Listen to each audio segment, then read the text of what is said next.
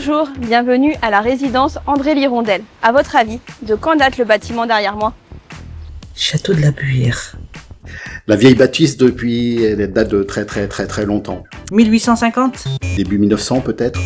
Et non, on retrouve des traces du château de la Buire dès le XVe siècle. Il a été la propriété de plusieurs familles avant d'être donné à la congrégation des Petites Sœurs de l'Assomption en 1885. Elles en sont restées propriétaires jusqu'à la loi de 1905 de séparation des églises et de l'État.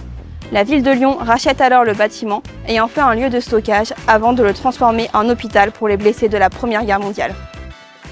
Au début des années 20, la ville confie la gestion du bâtiment au comité lyonnais de patronage des étudiants français et étrangers, l'ancêtre du Crous de Lyon. Ils transformèrent le bâtiment en maison des étudiantes pour accueillir exclusivement des jeunes filles. La résidence connaîtra des travaux de réaménagement et des tentatives d'agrandissement et d'extension. Pour autant, elle continuera à accueillir que des jeunes filles, et ce, jusqu'à récemment. Et bien, Francisca, on est du coup dans l'ancienne salle de visite de l'Hirondelle. Voilà, donc on a la photo. Oui, effectivement, donc cette salle, on la retrouve tout au fond, où on voit bien qu'on a à nouveau les canapés qui sont très semblables à ce que l'on a actuellement, le piano à queue qui existe toujours. Et ça servait à accueillir les parents, ceux qui n'avaient pas le droit de monter dans les chambres. Complètement, puisque c'était donc la maison des étudiantes, on ne recevait que des étudiantes qui étaient admises dans la résidence. Et ils avaient une salle, puisque les visiteurs n'avaient pas le droit de monter dans les logements, et une salle était à disposition pour recevoir les parents et pouvoir échanger. C'était jusqu'à très récemment qu'on n'avait que des étudiantes. Oui, effectivement, cette résidence, jusqu'au 30 juin 2011, avant sa réhabilitation, n'accueillait que des étudiantes. Ça permettait de rassurer les parents et c'était l'unique résidence pour jeunes filles. Du coup, c'est l'une des plus belles résidences du Crous de Lyon avec un grand jardin, le château. Qu'est-ce que tu peux nous dire sur le patrimoine? Complètement, ça a été réhabilité en gardant l'aspect initial de la résidence. C'est le petit château de la Buire, donc on a cet aspect-là où on garde donc toute son architecture. D'ailleurs que les riverains nous envient puisqu'ils aimeraient profiter plus du jardin qu'offre aussi cette résidence.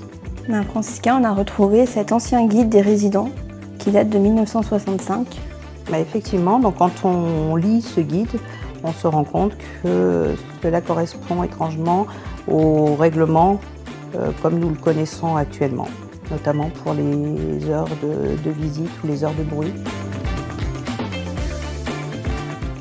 Donc aujourd'hui, cette résidence accueille 77 étudiants et 22 doctorants-chercheurs. Ils ont la chance de bénéficier d'un parc arboré et ils ont aussi en sous-sol une salle de billard, une salle de travail. Ici, nous sommes dans un studio chercheur. Les chercheurs, ils occupent le studio ça dépend, ils peuvent occuper le studio pour un jour, comme pour un mois ou une année. Tout est à disposition, comme la vaisselle, la télé. Moi qui passe faire l'entretien des chambres, oui, c'est vraiment de l'hôtellerie. Travailler ici, pour moi, c'est un plaisir parce que travailler dans un château comme ça, c'est pas donné à tout le monde.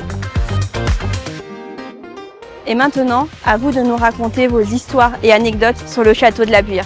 À bientôt!